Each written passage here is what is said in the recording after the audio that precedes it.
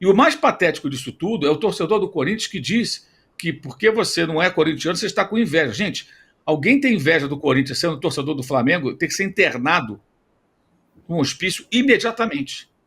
Porque você não tem que ter inveja do Corinthians, tem que ter preocupação e até pena dos tolos que acreditam, por exemplo, até hoje, nessas fórmulas mirabolantes, que alguém vai pagar salário. Lembra do Paulinho? Aquela empresa lá, Tausa? Pagaram. Né? E a Vaidbet, que era a maior patrocínio do Brasil, saiu com um escândalo com o negócio de laranja, essa coisa toda. Essa agora envolvida nesse imbróglio todo que na semana passada ocupou as manchetes. Como é que alguém pode confiar cegamente que isso vai dar certo? E que o Corinthians... E outra coisa, como escreveu o Rodrigo Matos, se você tem um patrocinador disposto a pagar algo para o clube, antes de pagar por um novo jogador caríssimo, você tem que pagar as dívidas que você tem com outros clubes, com outras pessoas, com outras empresas. Esse é o correto. E não contrair mais uma dívida, não, isso aqui ele vai pagar.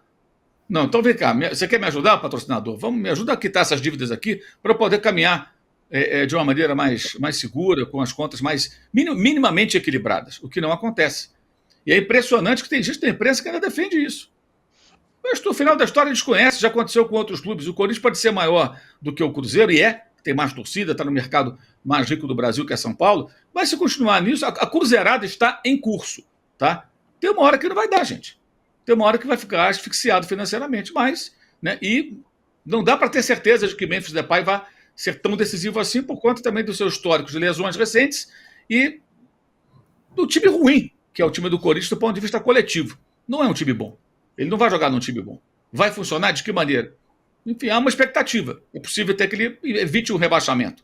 O ajude a evitar um rebaixamento, por exemplo, ou ganhar um título, sei lá. Mas é um risco muito grande para quem não tem condição nenhuma de arriscar nada. Isso eu vejo como uma tremenda irresponsabilidade e lamento que parte da torcida seja tão facilmente manobrada por qualquer contratação como essa e cegamente, como se fossem seguidores de mais uma seita no futebol brasileiro, sigam isso assim em silêncio, só concordando e atacando quem alerta para o perigo que o clube está correndo.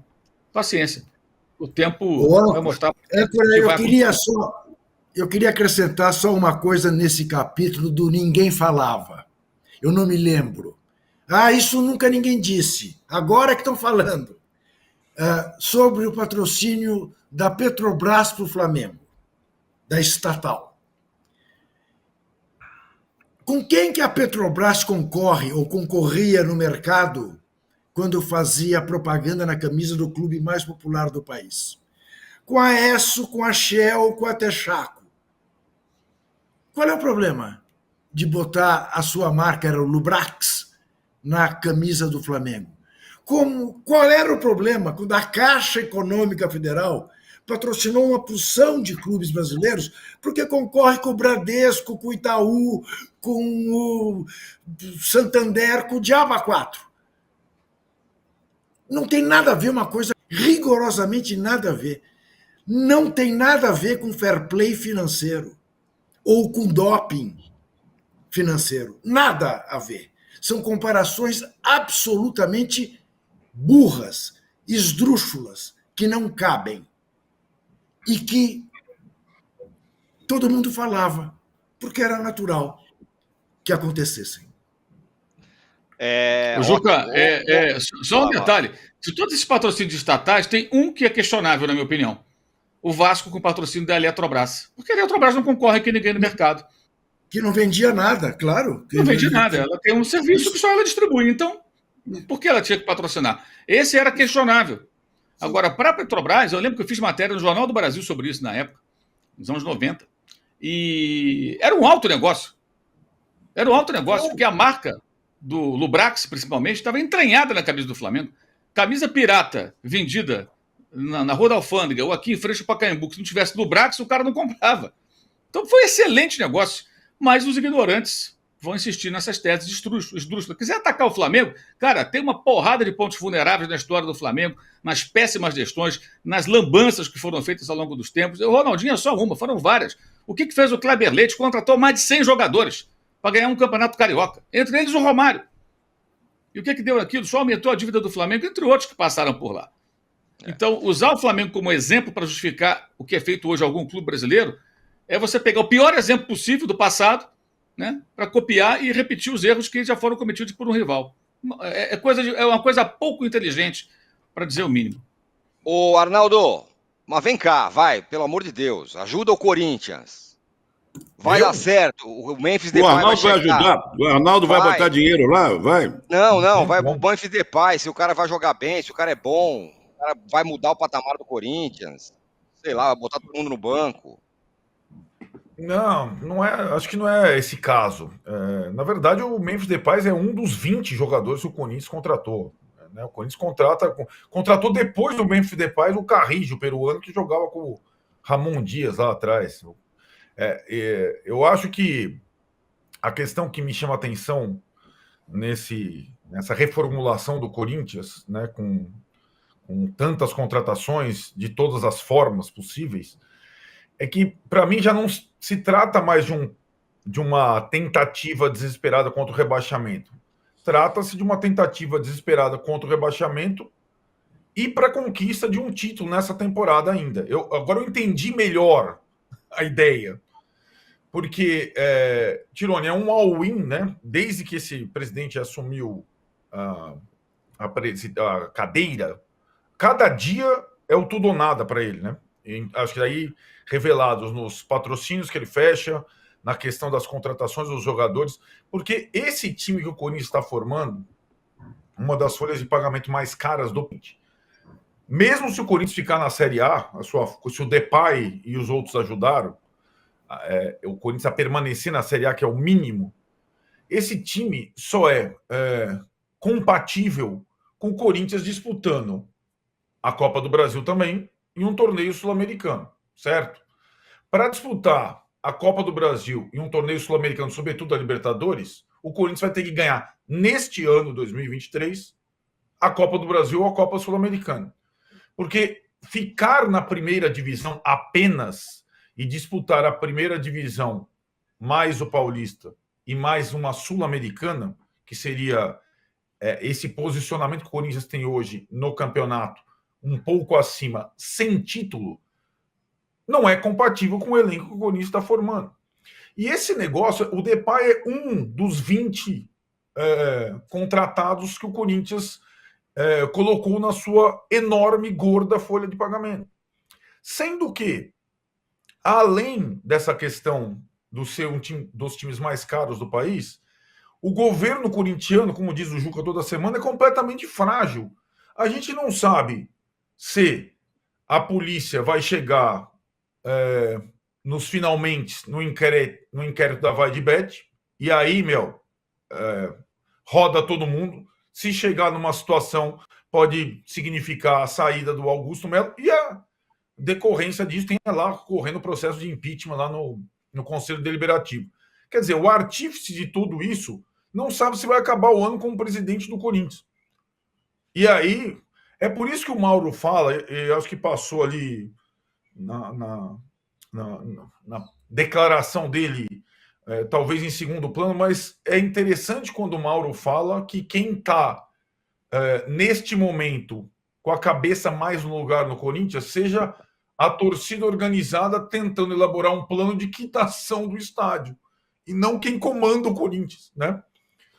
Porque eu acho que a torcida organizada e boa parte dos corintianos entende que esse tudo ou nada desse presidente é tudo ou nada, sobretudo para ele. Para o clube pode ser desastroso, né? Para a vida dele, para a carreira dele, para o mandato dele. E acho que essa é o grande risco nesse projeto todo. O Depay, Tirone, a adaptação do jogador europeu aqui no Brasil não é instantânea. Ele só essa primeira amostra, esse detalhe do exame médico, era para ele estar aqui, ele estava assistindo o jogo da seleção da Holanda. Ele é um jogador tecnicamente muito bom, sim, mas também, como disse o Mauro, ele sempre conviveu com lesões musculares. E dois, ele é um daqueles jogadores superstars, que gosta de jogar e badalar. É a vida dele, sempre foi a vida dele. Ele é muito bom, mas ele não abre mão, guardando as proporções, já que é para fazer, às vezes, comparação com o Flamengo, ele é tipo um Gabigol. né? Em termos de talento e glamour, né? Então ele sabe fazer gols, ele bate muito bem na bola, é técnico, É rapper. e tem uma vida extracampo atribulada, digamos assim. Você tá mutado, O Juca tá sem áudio. Com um detalhe adicional, que eu não sei se vocês concordam. Ele não é um jogador, digamos, ao estilo do que a Fiel gosta. Ele não é um jogador que vai em busca da bola. Ele é um jogador de bola no pé. Ele não rala no gramado. Outro ponto importante. Ele não vai ter Danilo. ideia do que onde ele tá chegando, né? Ele não sabe o que é o clube, ele não tem ideia. É holandês. Agora, fora tudo Deixa eu isso, ouvir isso, Danilo. eu acredito que quem está na boa, está todo mundo preocupado, quem vai pagar, quem vai receber. É o nosso querido soldado, lá em Amsterdã, que tem ares. Agora Não, sim. Olha, Soldado. sabe? Agora ele está Danilo. na ponta das contratações. Soldado em Amsterdã deve estar aproveitando, fumacinha aqui, chega lá não tem poluição, mas tem fumaça. Rapaz. Danilão, vamos lá. Vou provocar você também. Falar, pô, quando a Crefisa contratava jogador, tudo bem, todo mundo baixava lindo. Agora a patrocinadora do Corinthians está contratando, estão falando que não pode, que é absurdo. E aí? Pois é, esses papos aí também de nunca falou, eu gosto bastante dessa história. Nunca falaram de fair play. Em 2000, lá vai bolinha, tinha lá o César Grafietti fazendo plano para a CBF de fair play. Nunca falaram, eu recebi esses dias também, nunca você falou que a Leila Pereira no Palmeiras é um absurdo. Imagina, nunca falei que a Leila Pereira, presidente do patrocinador, é um absurdo ser presidente do Palmeiras. O investimento da Crefisa, fundo perdido, virou dívida já, inclusive o Palmeiras está quitando isso, porque a Receita Federal considerou a operação feita pela Crefisa irregular. E o Palmeiras teve que arcar com essa grana e está terminando de pagar agora. Nunca falei também, Juca. E depois de longos invernos, o Palmeiras finalmente está terminando de pagar a dívida da Crefisa. Então, assim, eu fico impressionado como o amor e a suposta esperança de que um jogador como o Depay vai mudar toda a estrutura do Corinthians hoje em dia, ele simplesmente faz o torcedor ficar completamente cego. E para mim foi até curioso que aconteceu nessa semana isso junto com o caso do Botafogo do Textor, que não sei se vocês viram também, o Textor fez um post pedindo para eu voltar para a escola, porque eu falei que o Botafogo não estaria no fair play financeiro, não estaria aprovado no fair play financeiro da Europa. Ele disse que sim, estaria. E pouco depois os especialistas mostraram que não estaria. E agora saiu o Corinthians. Como disse bem o Juca, eu acho que a palavra doping financeiro ela é melhor entendida pelo torcedor, e para mim foi até curioso que acontecesse esses dois casos, porque são dopings financeiros de maneiras diferentes, né? Os dois dopings financeiros que seriam barrados por uma lei de fair play. Um porque você investe mais do que tem no rendimento, no caso do Botafogo, e o outro porque você está contratando sem pagar o que está para trás antes, que é o caso do Corinthians. São dois exemplos diferentes que a gente tem, que se o Brasil fosse um país um pouco mais sério nesse aspecto de regulamentar o futebol, a gente não veria acontecer. E para mim o mais curioso é que o torcedor ele realmente é apaixonado e não está nem aí, né?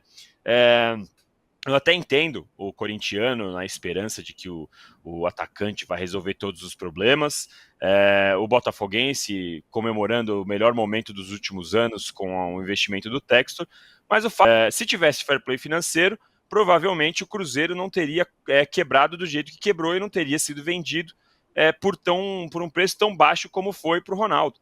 É simples, esse fair play financeiro evitaria várias catástrofes que aconteceram no futebol brasileiro. Agora, falando especificamente do Depay também, o corintiano, ele já viu o Corinthians ter problema com a VaideBet, e saiu uma notícia hoje da Lívia Camilo que o Corinthians recebeu aí 56 milhões de reais desse patrocínio por empresas que não estavam no contrato, ou seja, empresas que ninguém sabe por que estão pagando o Corinthians nessa intermediação, nesse contrato.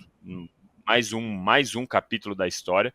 O corintiano já viu o VaideBet, já viu o Gustavo Lima, já viu o Augusto Melo, já viu o Rubão, a farra vai acabar, já viu todos esses episódios. Aí agora vai contratar o Depay com o dinheiro do novo patrocinador, que também está em todas as páginas policiais por investigação, que está a Deolane, o CEO, que agora me foge o nome, estão com os bens bloqueados. E o Corinthians vai contratar usando a grana desse patrocinador. Não, mas o Corinthians está seguro. Fica tranquilo, porque o Corinthians está seguro. Se a Esportes da Sorte não pagar, há meios de se resguardar. Dá para acreditar bastante que o Corinthians está muito seguro nesse caso, viu? Todo o histórico, toda a capivara, como dizem por aí, do Augusto Melo e da sua gestão, mostram como o Corinthians está bem seguro, sim, caso o Esportes da Sorte não banque integralmente o contrato do Depay.